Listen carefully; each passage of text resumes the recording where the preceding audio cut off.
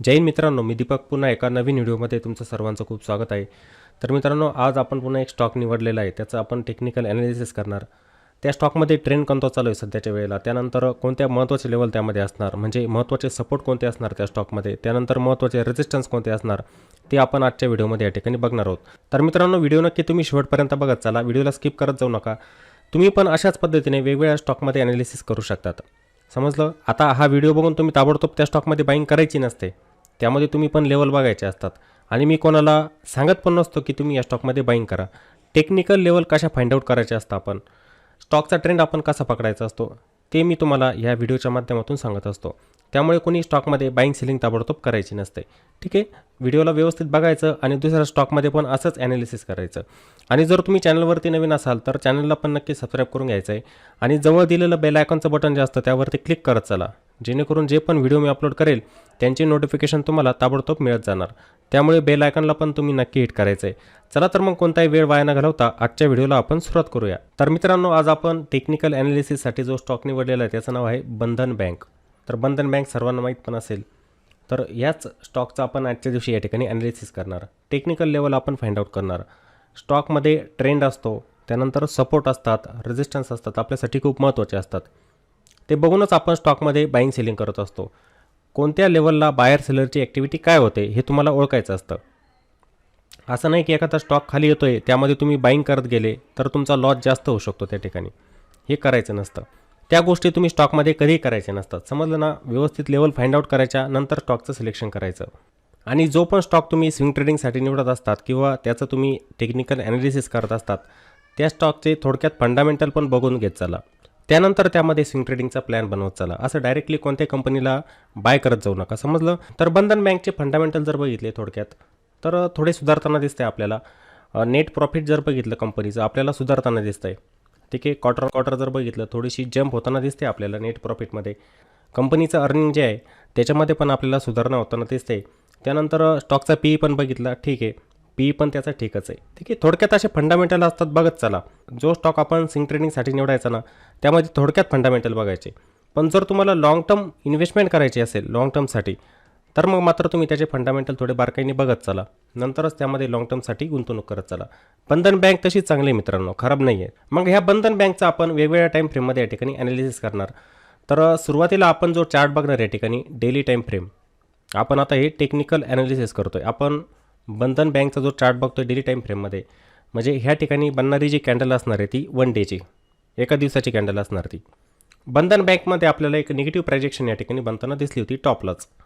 असं एक double top formation पण या ठिकाणी बंधन बँकमध्ये झालेलं होतं. खूप वेळेला मी तुम्हाला डबल बॉटमबद्दल सांगितलेलं होतं की डबल बॉटम 3 पद्धतीने बनत असतात. डबल बॉटम जे असतात 3 प्रकारचे बनत असतात. तशाच प्रकारे हे डबल टॉप फॉर्मेशन जे असतात ना ते पण 3 प्रकारचे बनत असतात. त्यामध्ये प्राईस एकाच लेवलला 2 वेळेला हिट करते, एकाच लेवलला ती हिट करत असते. इथे पहिला टॉप बनवते, या ठिकाणी दुसरा टॉप बनवते, असं पण फॉर्मेशन होत असतं. त्यानंतर प्राईस जाणार, पहिल्या लेवलला हिट करणार, या ठिकाणी एक टॉप बनवणार, प्राईस खाली येते पण आपल्या प्रिव्हियस हायपर्यंत पोहोचत नाही, तिथूनच ती खाली येत असते, म्हणजे इथे दुसरा टॉप बनवते. असं पण एक डबल टॉप फॉर्मेशन होत असतं. आणि तिसऱ्या टाईपमध्ये प्राईस जाते, या लेवलला हिट करणार, तिथून रिजेक्शन येणार, खाली येते, थोडंसं रिट्रेसमेंट येत असतं. प्राईस आपल्या प्रिव्हियस स्विंग हायला या ठिकाणी ब्रेक करते, पण तो ब्रेकआउट असतो तिथे फेल होत असतो आणि प्राईस पुन्हा या ठिकाणी खाली येऊन जात असते. म्हणजे हा पहिला टॉप होतो, हा दुसरा टॉप होत असतो. अशा तीनही पद्धतीने डबल टॉप फॉर्मेशन होत असतं चार्टवरती. आणि हे तिसऱ्या नंबरचं, हे जे फॉर्मेशन आपण बघितलं हे तिसऱ्या नंबरचं फॉर्मेशन आहे. मग तशा प्रकारचं फॉर्मेशन झालेलं होतं, हे निगेटिव्ह फॉर्मेशन असतं मित्रांनो. इथे काय झालं, मग स्टॉक कंटिन्युअसली खाली येत गेला. असं डबल टॉप फॉर्मेशन बनवून स्टॉक कंटिन्युअसली या ठिकाणी खाली आला, रिटेस्ट केला पुन्हा या ठिकाणी. ही लेवल आपल्यासाठी हर्डल बनत होती, 233ची लेवल, जी पहिले सपोर्ट होती ती नंतर या ठिकाणी रेजिस्टन्सचं काम करत होती. कोणता रेजिस्टन्स? 233 रुपये. रेजिस्टन्स 233 रुपयांचा. इथून कंटिन्युअस स्टॉकमध्ये सेलिंग आलेली होती बघा. सेल ऑफ जास्त होता, सेलिंगचं प्रेशर या ठिकाणी जास्त होतं. स्टॉकमध्ये पाहिजे तशी बाईंग येत नाही मित्रांनो. इथे पूर्णपणे कोण ॲक्टिव्ह आहे? सेलर ॲक्टिव्ह आहे. या ठिकाणी पूर्णपणे सेलर ॲक्टिव्ह आहे स्टॉकमध्ये. मग अशा ठिकाणी आपण स्टॉकला बाय करायला पाहिजे का? नाही, ही चुकी करायची नसते. आपण पडत्या स्टॉकला आपण कधी बाय करायचं नसतं. आपण लाईव्हवरती पण शिकतो आपलं जे लाईव्ह स्ट्रीमिंग चालतं त्यामध्ये पण आपण म्हणत असतो की पडता स्टॉक आहे, ज्या स्टॉकचा ट्रेंड निगेटिव्ह असतो, जो स्टॉक लोअर हाय लोअर लोचं फॉर्मेशन तयार करतो, त्यामध्ये आपण कधी बाईंग करायची नसते. कारण की तो स्टॉक किती खाली जाणार कोणाला माहीत असतं का? नाही. तुम्ही समजा इथे 233ला स्टॉकला बाय केलेलं असतं, स्टॉक खाली जातोय, 200 वरती जाऊ शकतो, 150 वरती जाऊ शकतो, 100 वरती जाऊ शकतो. मग तुमचं नुकसान या ठिकाणी वाढणार, तुम्हाला मोठे नुकसान होणार त्या ठिकाणी. मग अशा स्टॉकमध्ये आपण बाईंग करायची नसते. जो स्टॉक खाली येतोय आपल्याला त्याच्यामध्ये रिव्हर्सल बघायचा असतो. समजलं ना? या ठिकाणी जी सेलिंग आली स्टॉकमध्ये, स्टॉकने महत्त्वाचे सपोर्ट जे होते ना, म्हणजे 210चा पण एक सपोर्ट होता, हा सपोर्ट पण ब्रेक केलेला होता. मागे पण एकदा प्राईजने ह्याच लेवलला सपोर्ट घेतलेला होता, त्यामुळे ही लेवल मी या ठिकाणी ड्रॉ केली. पहिले प्राईज काय करायची, आपल्या प्रिव्हियस लोला ब्रेक करत चालायची. हे प्रिव्हियस लो या ठिकाणी ब्रेक होत होते, दिसते ना तुम्हाला? हे प्रिव्हियस लो ब्रेक व्हायचे, पण इथे काय झालं, हे स्ट्रक्चर थोडं आपल्याला इथे चेंज होताना दिसते. म्हणजे काय, टॉपला इथे बघितलं तुम्ही डबल टॉप फॉर्मेशन तयार झालं, बॉटमला इथे काय होतं, एक डबल बॉटम फॉर्मेशन तयार होतं आहे. प्राईजने इथे पहिल्यांदा सपोर्ट घेतला, पण प्राईज आपल्या प्रिव्हियस स्विंगपर्यंत आलेली नाही आहे. इथूनच प्राईजने काय केलेलं आहे, बाउन्स दिलेलं आहे. म्हणजे असं एक डबल बॉटम फॉर्मेशन या स्टॉकमध्ये तयार होतं आहे. मग आपल्याला एंट्री घ्यायची का ताबडतोब? नाही. एक सेलिंगचा झोन असतो, तो पार होऊ द्यायचा असतो. हा एक सेलिंगचा झोन आहे बघा, रेजिस्टन्स. ती लेवल कोणती असणार, 210 रुपयांची. ही लेवल एक रेजिस्टन्सचं काम करते. त्याच्यावरती जर स्टॉक सस्टेन व्हायला लागला तर एक चांगला ट्रेंड रिव्हर्सल आपल्याला इथे बघायला मिळू शकतो. म्हणजे हा स्टॉक इथून वरती जाऊ शकतो आणि चांगली बाईंग, जी फ्रेश बाईंग असते, फ्रेश बाईंग ह्याच लेवलच्या वरती येणार मित्रांनो. कुठे? 210च्या वरती सस्टेन व्हायला पाहिजे, ब्रेकआउट त्या ठिकाणी द्यायला पाहिजे. तर इथे पण कॅन्डल बघायचे असतात तुम्ही, कशा प्रकारचे कॅन्डल बनत आहेत, इथं मोमेंटम आहे का, बायर प्राईजला पुश करताय का वरती बघायचं असतं. नाहीतर इथे काय होतं आहे, जेव्हा आपण स्टॉकवरती जाण्याचा प्रयत्न करतोय, सेलर पुश करताय प्राईजला खालच्या साईडला, सेलिंगचं प्रेशर तिथं जास्त येतं आहे. मग इथे बघायचं ही ब्रेकआउट देणारी कॅन्डल जी असणार आहे ती बुलिश बनते का, क्लोज तिचा वरती येतोय का, तिला शॅडो बनताय का बघायचे असतात. हे रेजिस्टन्स आहे. तुम्हाला इथे काय दिसतं, कॅन्डलचं ऑब्झर्वेशन करा. सेलर प्राईजला इथे पुश करताय, प्राईज काय खाली येते, बाईंगचं प्रेशर इथे येत नाही. आणि इथे बनणाऱ्या ज्या पण कॅन्डल आहे त्यांचं ऑब्झर्वेशन करा. हे कॅन्डल ज्या बनत आहे त्यांचं ऑब्झर्वेशन करा तुम्ही, तुम्हाला काय दिसणार, सेलिंग प्रेशर जास्त. तुम्हाला स्टॉकमध्ये या ठिकाणी सेलिंग प्रेशर जास्त दिसणार मित्रांनो. आता इथे स्टॉकने बॉटम तर बनवलेलं आहे, एक डबल बॉटम फॉर्मेशन तयार झालेलं आहे, पण तुम्हाला दिसतंय का कॅन्डल कशा बनत आहे, छोट्या छोट्या कॅन्डल आहे. जे बाईंगचं प्रेशर स्टॉकमध्ये यायला पाहिजे ते येत नाही अजून.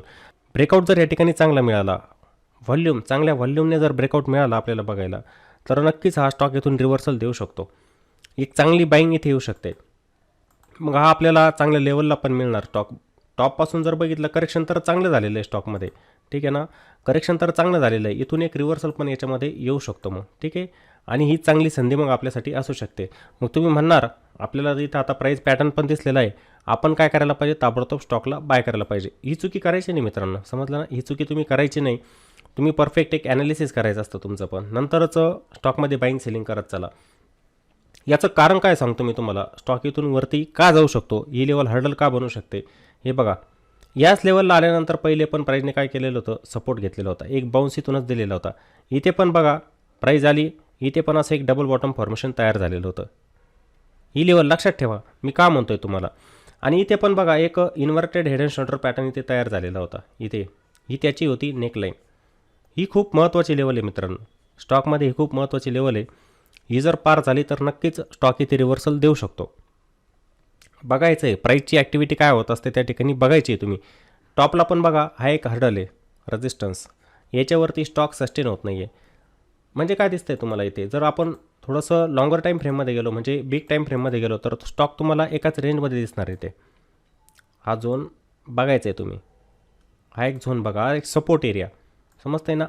जर चार्टला तुम्ही बघितलं काय दिसतं आहे तुम्हाला, स्टॉक ह्याच झोनमध्ये फिरतो आहे, ठीक आहे ना, इथेच साईडवेज आहे हा स्टॉक. प्रत्येक वेळेला ह्याच लेवलच्या दरम्यान येतो, बाउन्स घेतो, इथे येतो, बाउन्स घेतो, इथे येतो, बाउन्स घेतो. आता इथे पण आलेला, इथे पण असंच एक फॉर्मेशन तयार होतं आहे.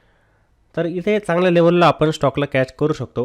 फक्त लेवल बघत चला, प्राईजचं फॉर्मेशन बघत चला, कॅन्डलस्टिकचं फॉर्मेशन बघत चला. चुकीच्या जागेवरती ट्रॅप व्हायचं नसतं. आता काही जण म्हणतील की मी आता इथे स्टॉकला बाय करून टाकतो, मला प्रॉफिट मिळेल. बघायचं आहे कंटिन्युएशन होतं आहे का प्राईजचं.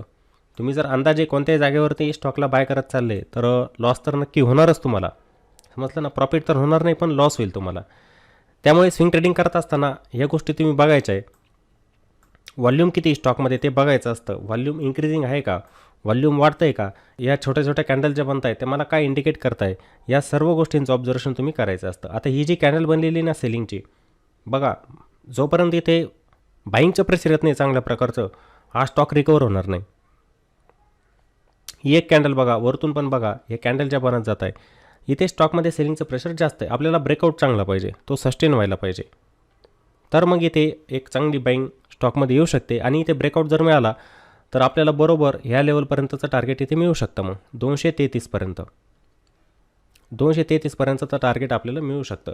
आता तुम्ही रिस्क रिवॉर्डने जाऊ शकतात मित्रांनो. इथं कसं, तुम्हाला जर ॲग्रेसिव्ह एंट्री घ्यायची असेल, तुम्ही लॉंग जाऊ शकतात, की तुम्हाला वाटतं की 212चा ब्रेकआउट जर मिळाला इथे आणि मला टार्गेट ह्या ठिकाणी घ्यायचं आहे 233पर्यंत, तर मी याच्यामध्ये एक स्टॉप लॉस लावणार. म्हणजे कोणती लेवल असणार बघा ती 198ची. म्हणजे स्टॉप लॉस पण माझा छोटा येतो आहे, 12 रुपयांचा स्टॉप लॉस आणि 20 रुपयांचा माझं प्रॉफिट पण बनून येतं आहे.